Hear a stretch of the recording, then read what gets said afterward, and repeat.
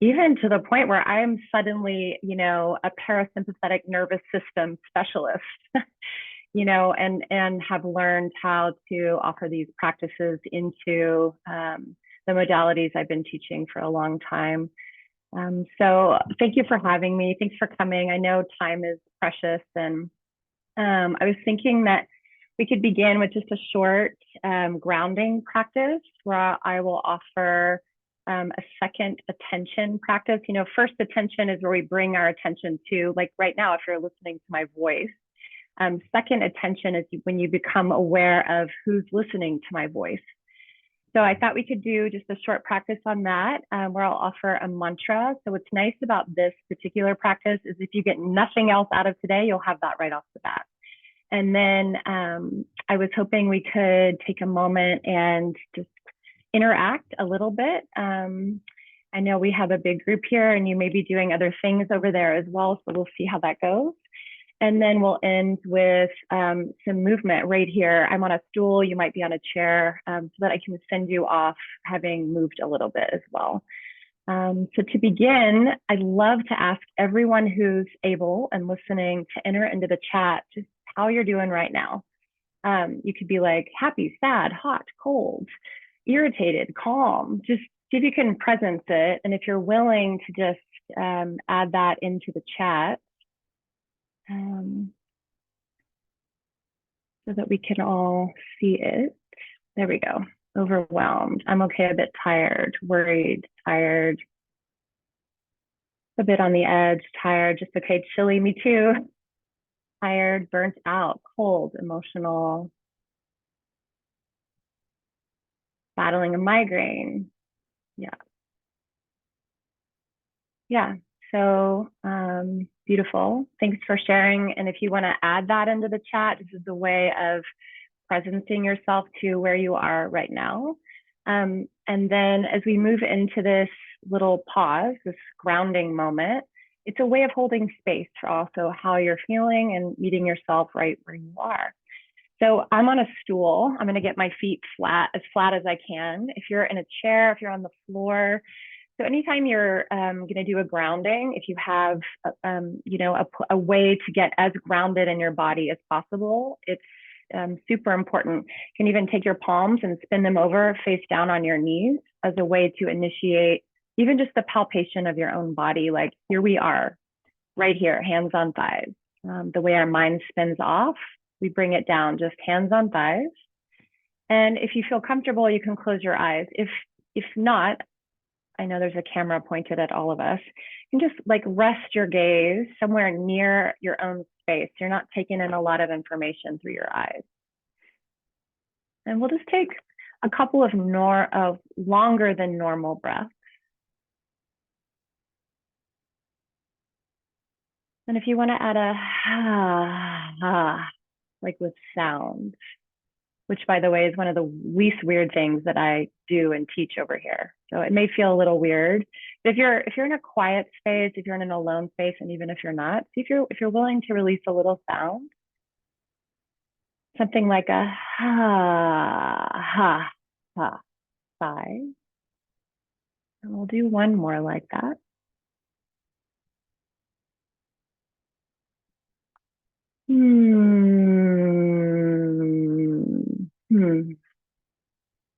And then see if you can shift your attention to the sound of my voice again. And as you notice the sound of my voice, see if you can notice the part of yourself that's noticing the sound of my voice. You may also hear sounds in your space. I've got a little pitter patter of rain on my rooftop here. I don't know if you can hear that as well. So there's the experience of hearing, but there's also the part of you that is aware of the hearing. If you can be aware of that part of yourself. And then notice the clothes on your skin, your palms touching your thighs, your feet touching the floor, your seat touching the chair.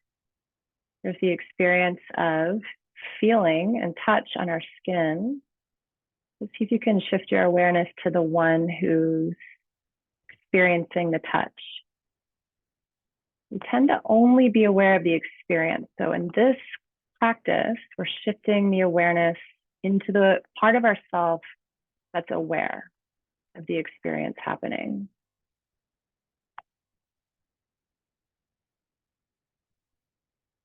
Maybe you can still taste your coffee in your mouth, or you can imagine it as well. And you can actually do this with all the senses. So this is taste in your mouth. So see if you can maybe be aware of taste in your mouth, or even the imagination of taste in your mouth. And then be aware of the part of yourself that's aware of that. And then we'll rest back in the place within ourselves that's aware of all the different sensations and sounds, experiences coming and going, including thoughts, including emotions. And we'll just rest here a couple rounds of breath. And you can repeat the mantra so silently and internally. And as your mind drifts into a sound or a thought or a feeling, as it does, as long as we have a pulse, and just gently guide your attention back to the mantra, so hum. I'm going to let us have about 2 minutes of silence. And if that feels like an eternity, that's okay, do your best. This practice is a back and forth of moving between the experience you're having and moving your mind to the mantra. So it's a back and forth. I'll watch the time and let you know when to release the mantra.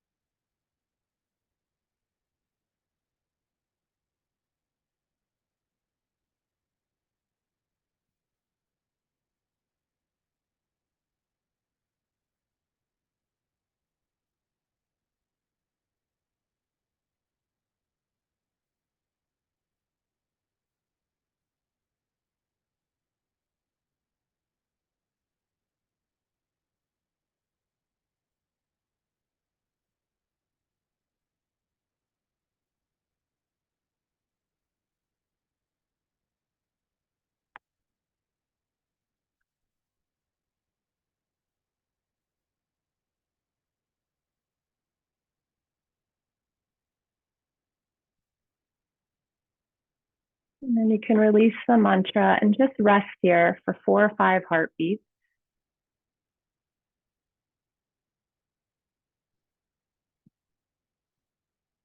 And then again, return to those deeper than normal breaths if you want to add the size.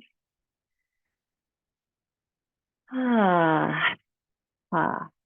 Maybe give some attention to softening your face, your neck, your shoulders, your jaw.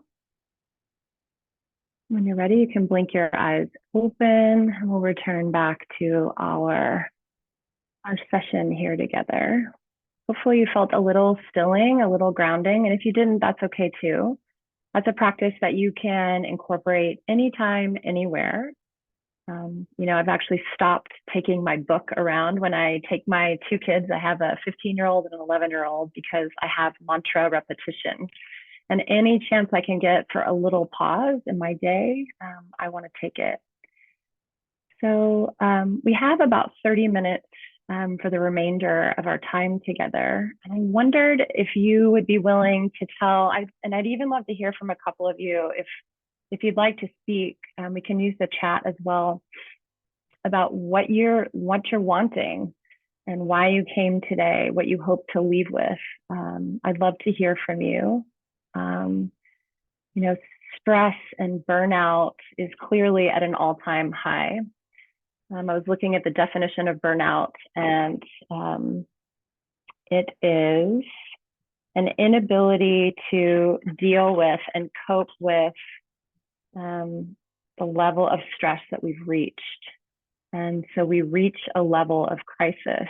And in my quick homework for this, I was noticing there's actually a term for physicians burnout, and which is when doctors are no longer able to care for themselves, so they can no longer care for others. We see this in teenagers as well. I'm sure you're aware of this research at our own universities.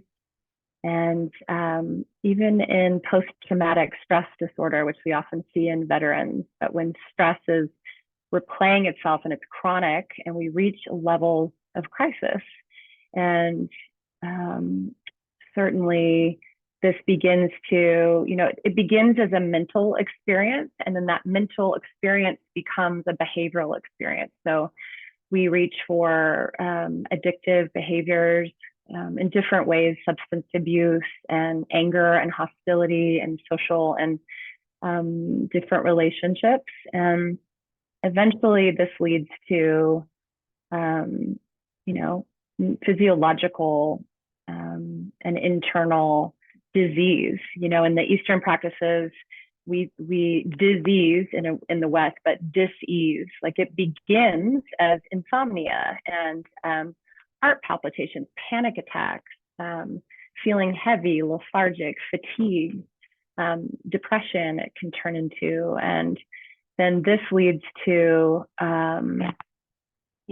inflammation, in the practice of Ayurveda, which is what I teach, inflammation. And there's a lot of really great research on this now, as how inflammation turns into and can lead to all sorts of different health conditions, heart conditions, heart attacks, stroke, cardiovascular disease of different kinds, mental illnesses, Alzheimer's, different kinds of cancer. And there's a lot of good research that shows 95% of the genes that we have, that we've been given, we can turn off and we can turn on depending on the quality of the life that we're living.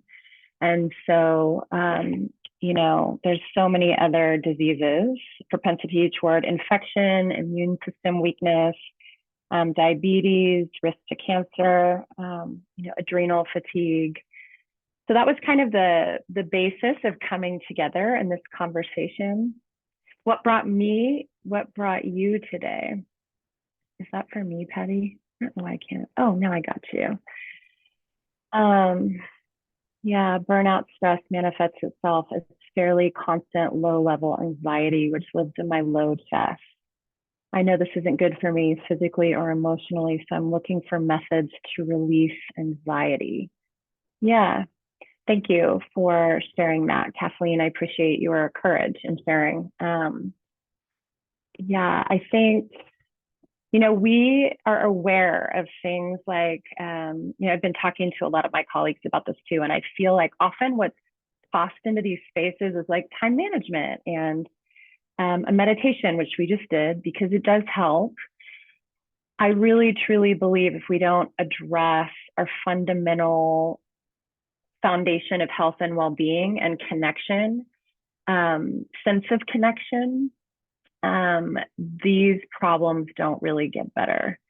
And so that, I really, because we can manage our stress, we can manage our time, we can, maybe have better boundaries, although that's debatable, I know.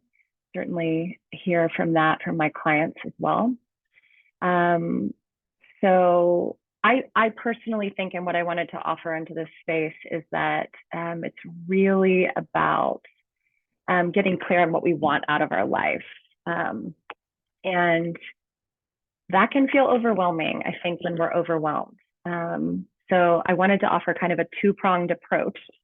Like if we're in this really super overwhelmed phase and it feels like we're not even sure where to begin, It feels to me like we want to begin with the real basic stuff, which we often overlook.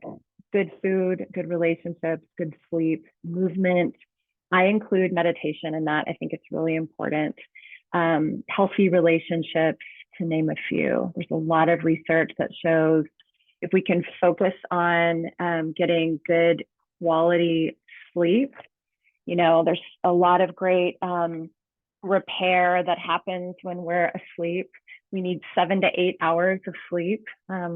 Maybe some of this is a reminder. Sometimes we get pretty far away from these kinds of patterns and routines in our life, especially when we're stressed.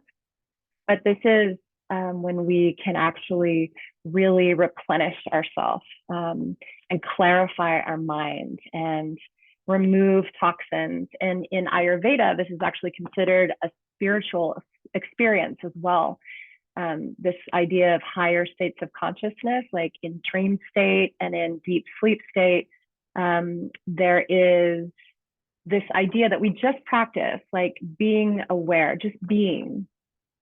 We're not doing anything. We actually have this deep need to simply be. And there's a lot to say about sleep and higher states of consciousness and the repair. And, I think when we get good sleep, we know, right? We're like, I feel refreshed. I feel like we've returned to source. And so put your attention on getting good sleep without aids, and that's important. And so that's a good place to start. Movement, getting 5 to 10,000 is best steps a day. And if that just seems like, I was just talking to a friend who's a teacher last night after my class, and she was like, there is no way I can get 10,000 steps in a day right now during the year. And so if that feels impossible, then try to move every hour. Just a little bit every hour, because movement makes us feel better, and especially when we're tired. So, the fatigue that can move toward like lethargy and eventually depression, if we want to get our bodies moving, and walking is enough. We don't have to be an Olympic athlete. You don't have to come to my yoga classes where the older I get, the more I see we're doing some pretty athletic things in there.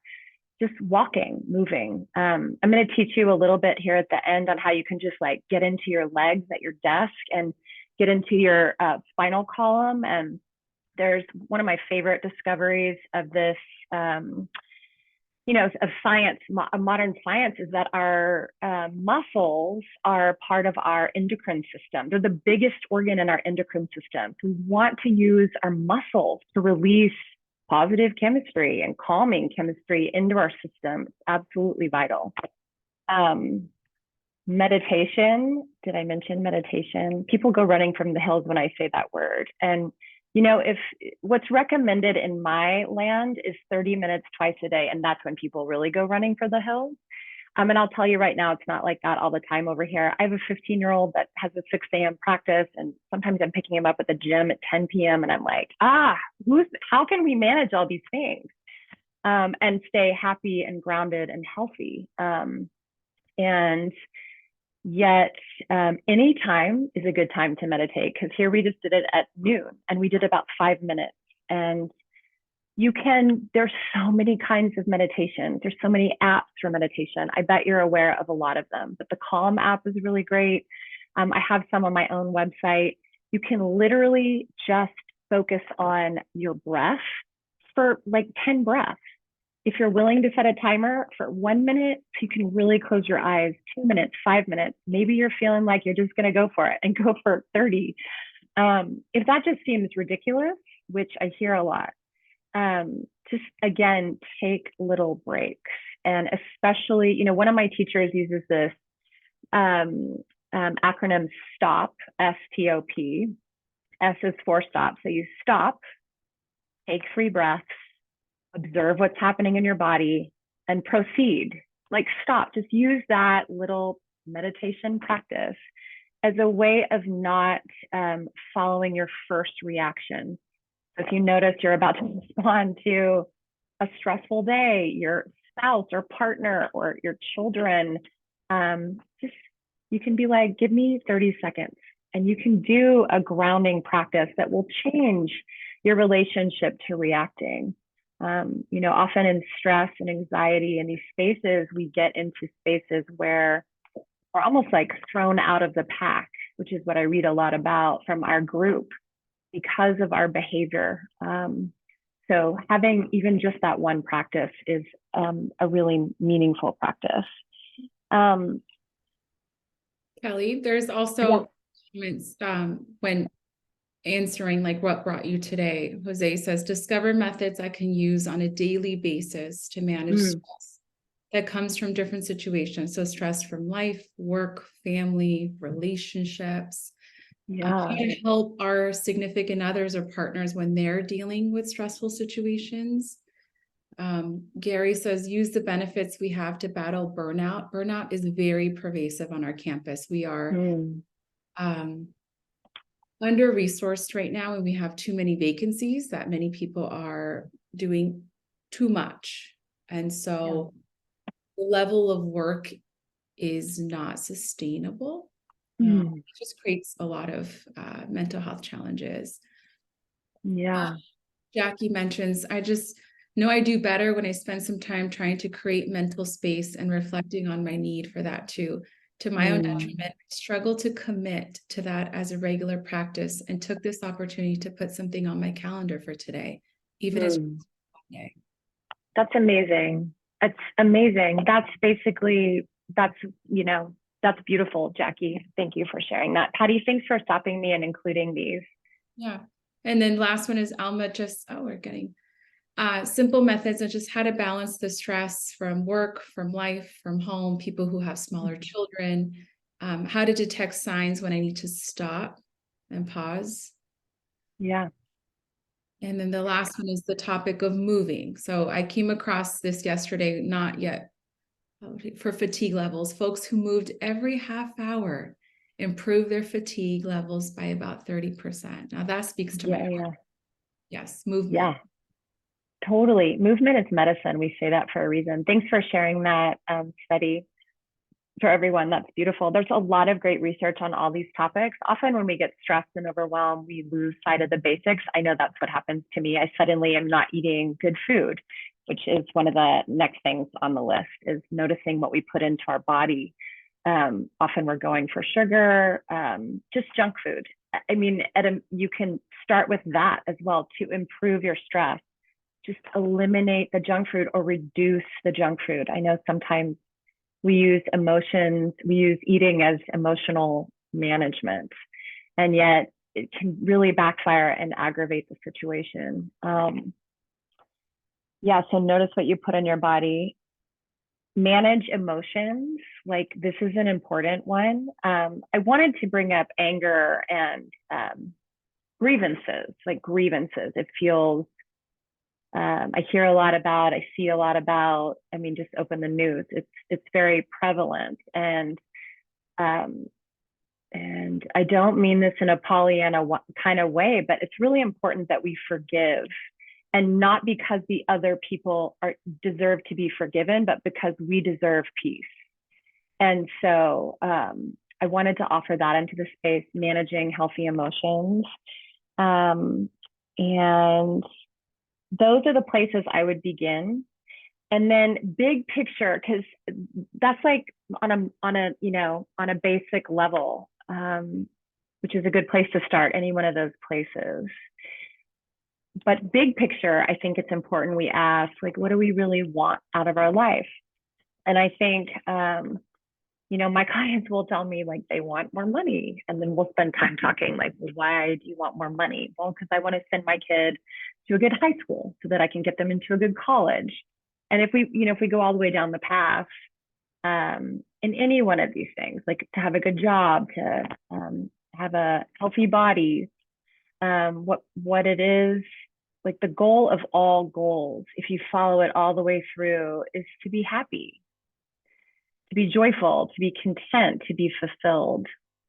I mean, it's why we exercise. I hope it's why you came here. It's why I came. Like, I want to be connected to you, which makes me happy, And I think no one would argue that the goal of all goals is to be happy, content, fulfilled, and joyful. And so if once we get that, I think if we can go directly to what actually brings us that, and this is kind of the big picture of what I think the Eastern practices teach. And, I think I like to begin and offer to my clients in meditation, or offer to my clients, and I'll offer them now, just 4 reflective questions that I think are important to ask related to our existence, which is, who am I? Who is the one that is doing all this, experiencing all this?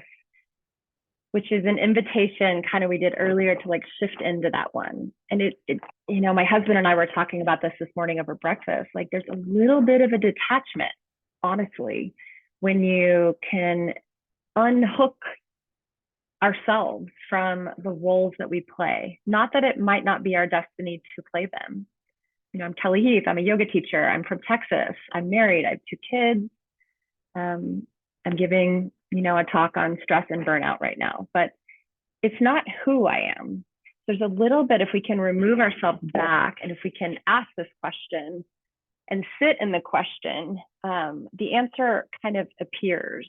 So who am I? What do I want? Like on any level. And I ask my kids this question too. And if of course they're like Lakers tickets, a trip to Hawaii, that's what they want. And I'm always like, well, okay, yeah, we'll work on those things. But like, what about compassion? And what about connection? And what about, love and happiness? And ultimately, I think it's really important that we teach our kids that too, because I'm not sure where else they're going to learn it. So who am I? What do I want on any level, but the deepest level? And then what is my purpose? What is my purpose? I see a lot of clients with this work. So it's, what are my unique gifts and skills, and how can I be of service to those around me, both for myself and for them? And so life purpose, and then gratitude, so that we can feel the abundance of what's happening now, so we can open a doorway into the many things that are working, that our heart is beating, that our digestive system is working, that our kidneys appear to be functioning, that we have rain outside, because the list can feel really long and overwhelming on the other side. And often that's where our attention goes. And so those 4 reflective questions, I think, are really important to start our everyday with. And one of my teachers says, it doesn't even matter if you know the answers to the questions, because often in the beginning, they're just big questions. But asking the questions is what's important, because the answers will come. The answers will come, just holding the questions. And what happens, what I notice, and what has happened to me, is our life start to shift. And it's less about trying to manage our time better and this kind of different way of approaching like time management, and more about just feeling what matters and knowing who we are and what we're grateful for. So I hope those feel supportive of you. And I think it's, again, important to offer them back to, thanks, Patty, for putting that in there. To those here, what is your purpose? To everyone, what are you grateful for? Please share if you're comfortable. Yeah, I think it's really powerful to share these things, and if nothing else, to contemplate these things. Anyone have anything they want to add before we move into some movement, or anything you want to share in the chat or with your voice? I think Jen had her hand up earlier, but reconnect passed. So for those, please unmute yourself, and if you feel comfortable, share.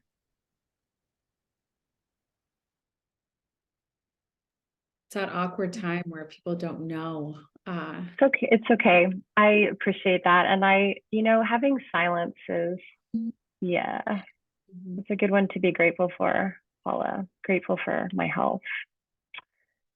Yeah, I think the silence is good. We don't have enough of it. And we are very out of practice with silence. I notice my clients we're so good at so many things. And often this idea of health and well-being starts with a connection to ourself and being able to sit in stillness and silence with what we got going on, which isn't an easy task, really, especially when we're in big states of stress and burnout and overwhelm.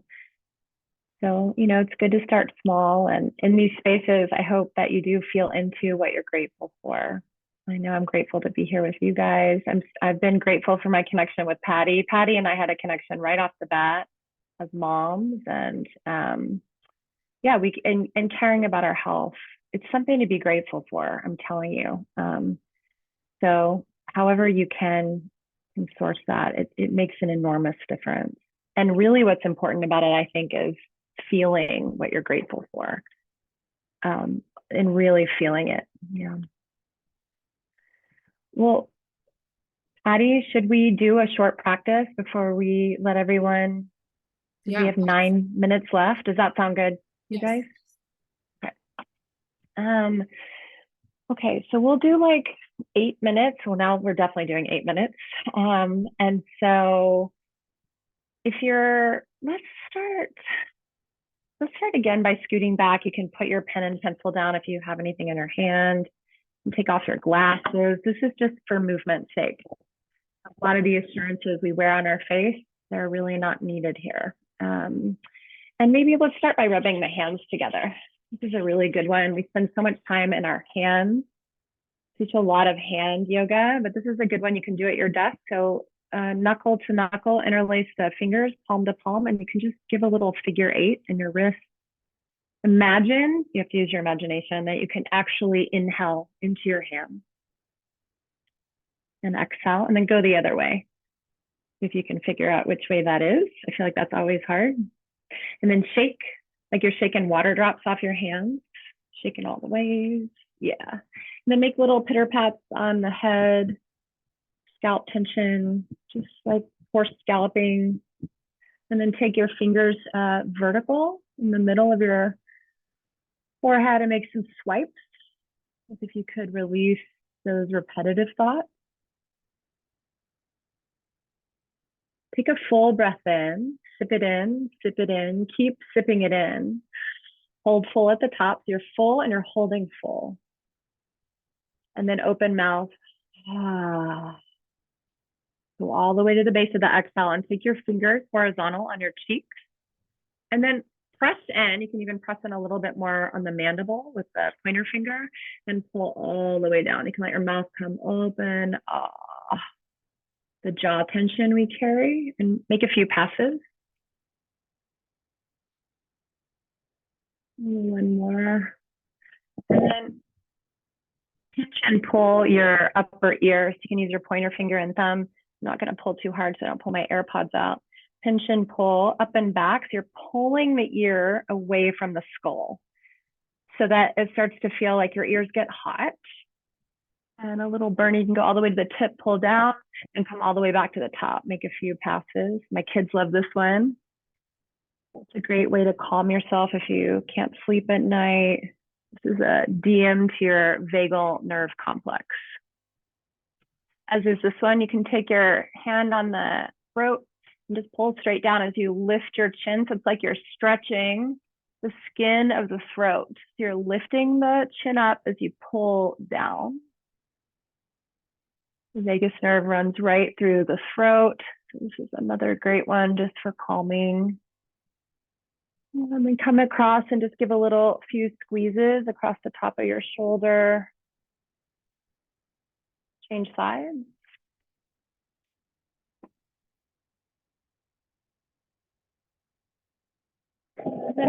Interlace the fingers and press the palms out to the side. Yep. And then we'll exhale, round and curl in. So it's like you're gonna cat-cow, if you know that terminology. Bow in and then press it up. Take a full breath in. So if that feels like too much, then it's too much. You just stop along the way, heart up, and exhale, round in. And if that's too much, you can do this kind of variation. Yeah, so heart forward and up on the inhale, fingers interlaced, or this variation, and bow in as you exhale. And a couple more of those. Inhale, just making the heart, spine, the shoulders.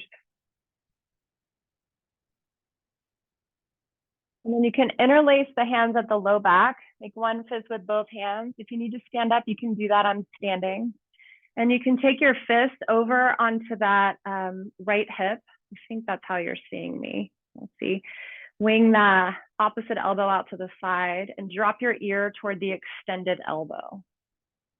Go heavy through the elbow in the back. Take a couple breaths. This one, you can actually take your chin over toward the shoulder, back and forth. It's a good one to release the scalenes, the muscles across the sides of the neck. Come center, interlace the hands at the low back, different thumb on top if you care to switch it up, and we'll go the other side. So interlace the hands on the other hip, wing that other elbow out, and drop your ear toward the extended elbow. You want to move the chin back and forth, couple rounds.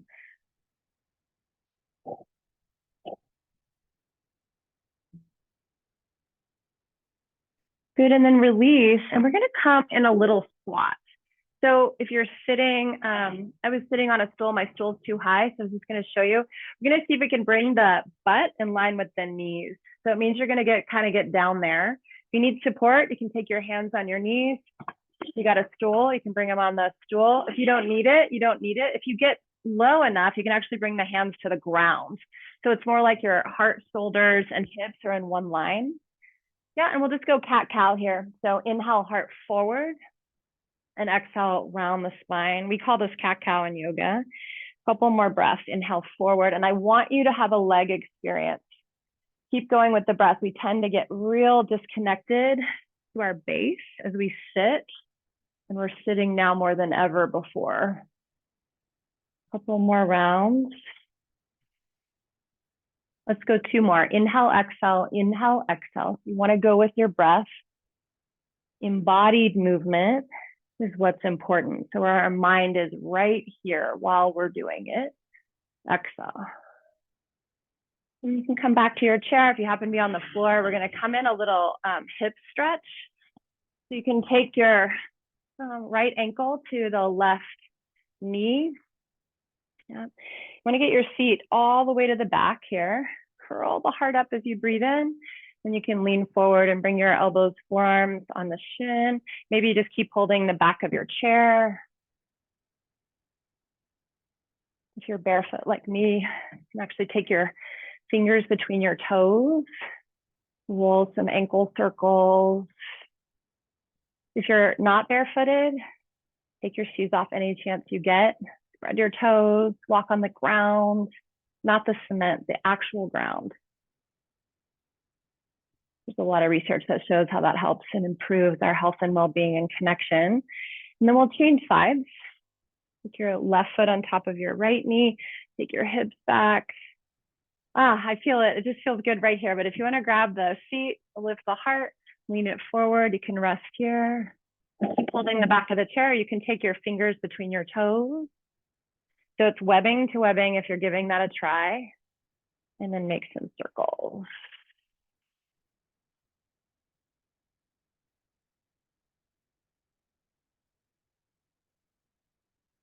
Beautiful. That's a little routine. You can do it at your desk, you can touch the head to the toe. And thank you so much for having me. It was a pleasure and an honor to be with you all. Thanks for letting me into your space.